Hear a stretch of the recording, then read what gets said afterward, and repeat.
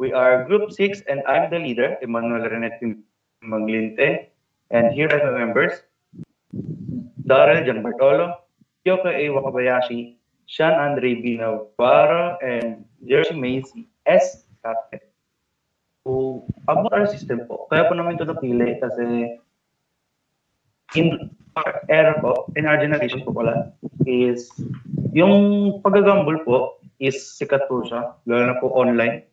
And siyempre po, parang nakaka-addict po ang gamble. And natatalo ko po, natatalo pa rin po. So, pag masala po silang nalululong sa pag-gamble, mas nawawala po sila ng pera. Kasi ina-addict na po nila, parang ang nangyayari, nalululong na po sila. Kaya parang kahit manalo po sila, kahit matalo po, continue pa rin po sila. So, ang isip po namin is gumawa po kami ng system na slot machine about gamble din po na it doesn't involve real money. So, hindi ka po mawawala ng pera or hindi ka rin po gagastos ng pera.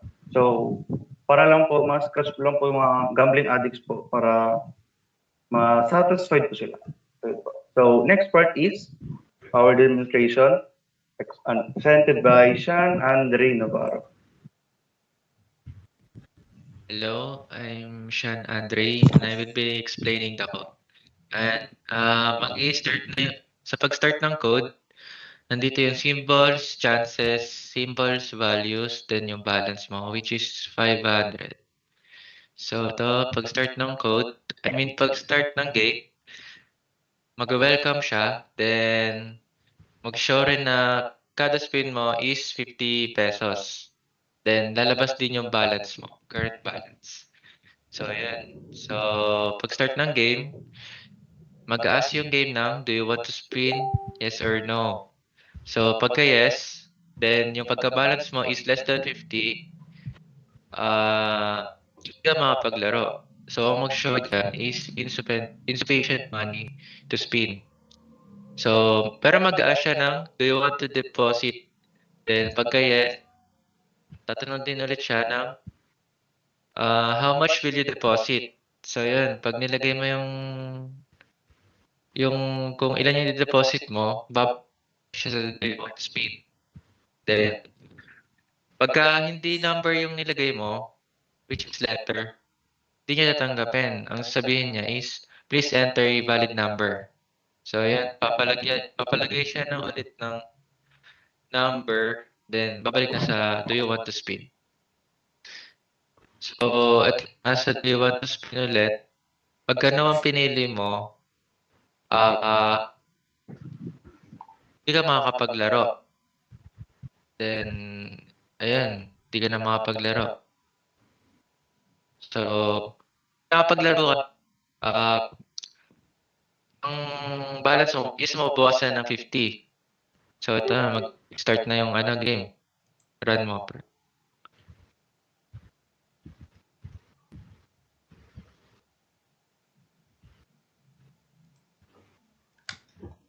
So, dito, pagka-start ng game, ang balance mo is, kunwari, ang balance mo is 500 pesos. Then, pagka-yes, then, ayan, mag-show na nanalo ka, then ang balance mo is madadagdagan. So, pagka no naman, ayan, pagka hindi ka na nag-spin, then lalabas din yung final balance mo, which is 530. Then, sabihin niya rin na, goodbye, thanks for playing. Pero pagka hindi yes or no ang nilagay mo, parang ganyan, hindi niya tatanggapin. Ang mag-show dyan is yes or no only. So, kailangan yes or no lang talaga ilalagay mo. So, ang next na mag-explain is Kyoko and Jersey.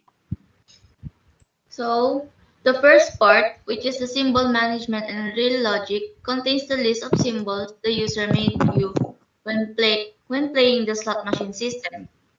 Each symbol has a rarity or chance of being obtained when the system starts. The explanation will be handled by Darrell Bartolo.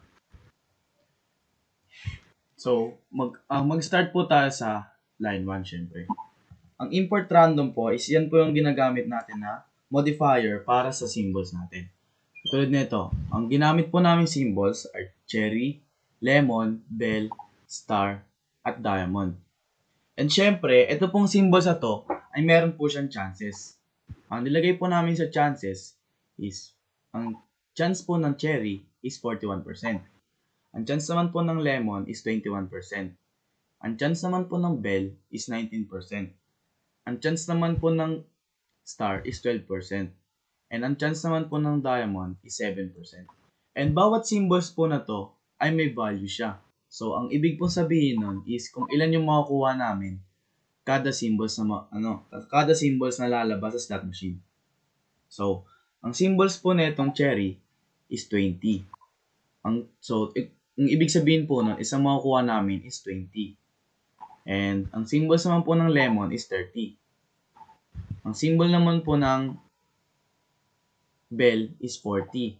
And sa value po ng star is 50. And syempre, ang symbol po ng diamond is 100. Every game po, kada run po natin ng game, meron po kayong balance na 500. Yun po yung starter credits nyo po. So, next naman po is dito sa kung how this game works. So, ang po niyan is si Kyoko.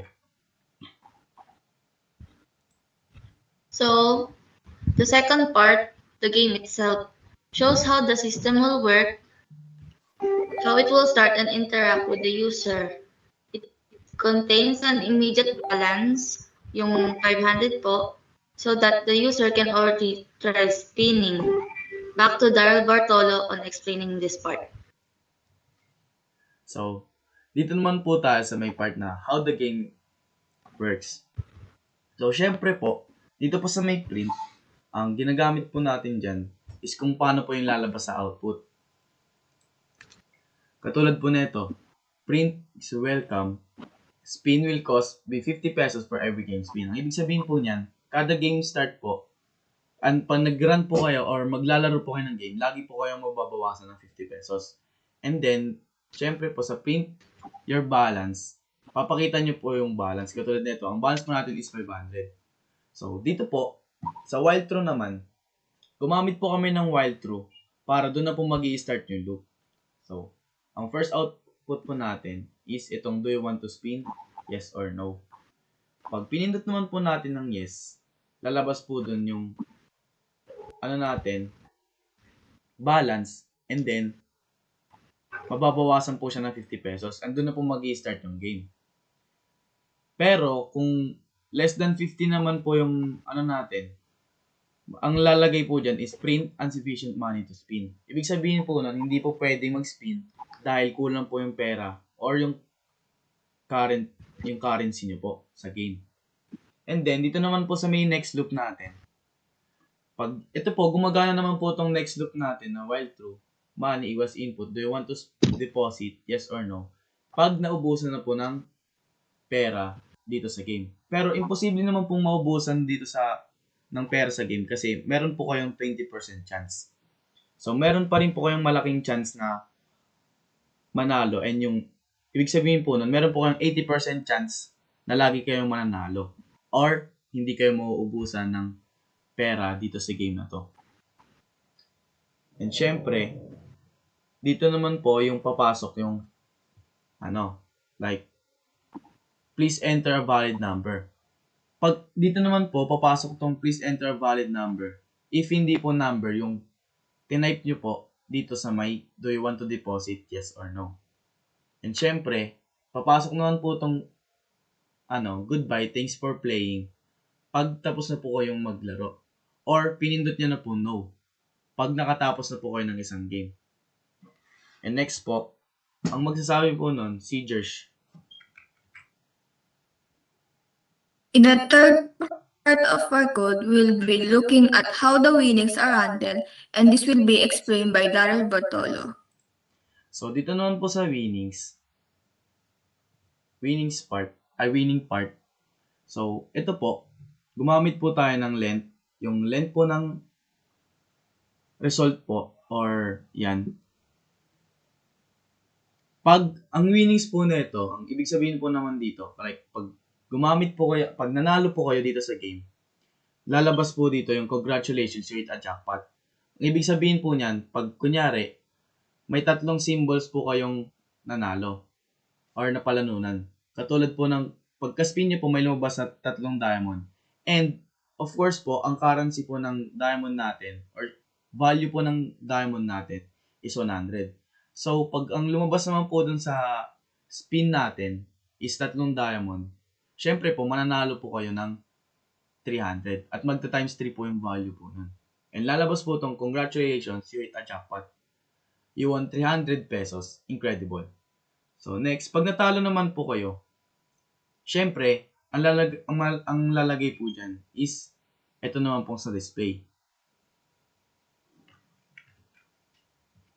So, ang sa display naman po is mag-start po siya pag katulad po nito sa sinabi ko kanina na pag nanalo ka po na tatlong diamond or nakahit ka po ng jackpot or hindi lang po yung diamond or pwede rin naman pong ibang symbols na magkakapareho katulad na po ng 3 cherry or nanalo po kayo ng 2 cherry, ganun. Lalabas po tong randomizer natin. Ito pong randomizer na message na to. Gumamit po kami nito para at least may papakita po tayong output sa pinakadulo ng spinning display natin. Katulad po na itong lucky spin, you won 300 pesos, for example, ganyan.